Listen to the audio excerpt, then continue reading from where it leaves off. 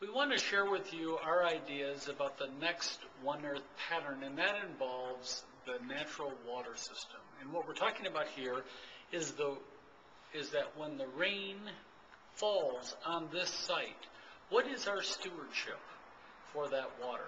And our main objective here is that falls from rainfall, that we would return 100% of that to the water table and to the aquifers for future generations. Now, that's very different than the way the building is designed today. Today, the water that falls onto the roof of the building, all of it goes directly to the storm drains. And as we know that when we have high rainfalls, what happens is that gets mixed with the sewer system, it overloads the system, and then it gets dumped into our lakes like Lake St. Clair, and that leads to a lot of really degradation of the health of the lakes. And it's really the #1 cause for the decline in the quality of our lakes and their health. So what's our responsibility here, and how do we deal with it? This is no simple matter. We did a calculation that showed that there is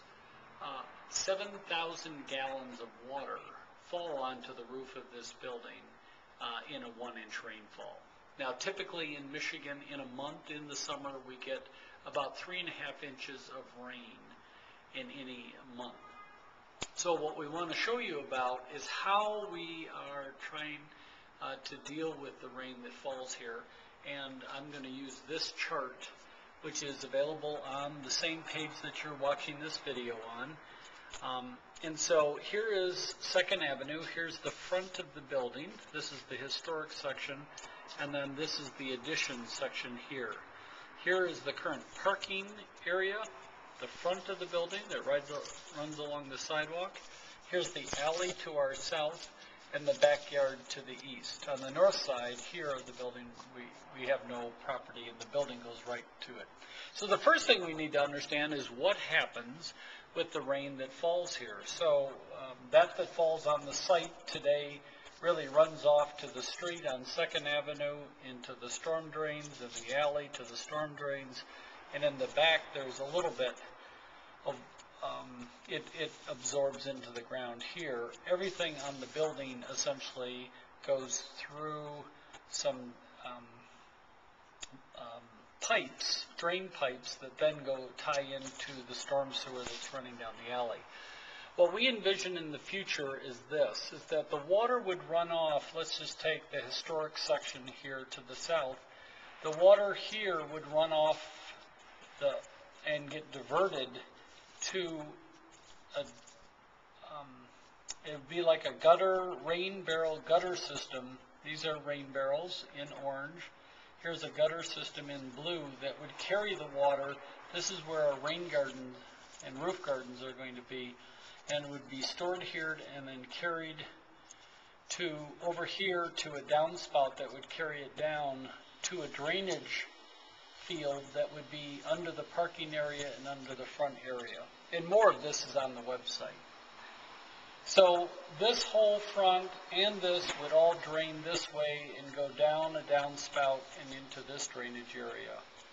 Over here in the back area, it would drain down and get carried by a gutter to a very large underground storage tank that we're planning on using as our community rainwater well. For example, on Mondays of each week, we're thinking of then allowing people that live in the apartment buildings here to be able to get rainwater to water their plants versus the current water which they're using, which has a lot of chlorine and fluoride in it. So this will go here.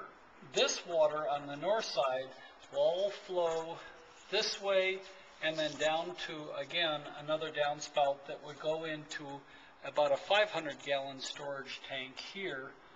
And when that hit capacity, there would be an overflow, and it would again overflow out of the tank, and it would go into the drainage field system.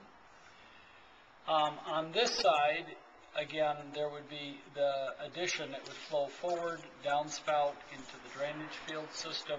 Here, a small 15-foot section of the addition would flow back into these rain barrels and a little bit of a storage field there.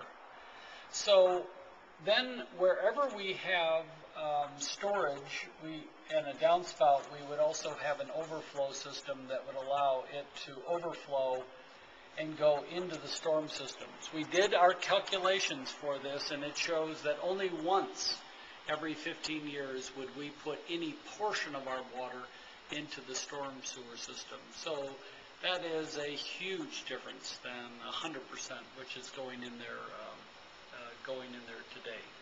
So we have enough storage here of water that we won't be taking any water out of the public water system to water any of our plants. Those would all be maintained through our water storage system, and then moved about on the property either through hand pumps or through gravity.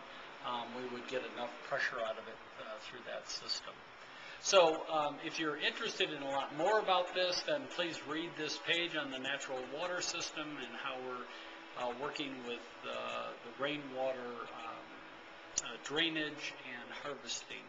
I think you'll find it very interesting, and it's one of our greatest obligations as a generation to be able to leave this water to future generations cleaner than we found it.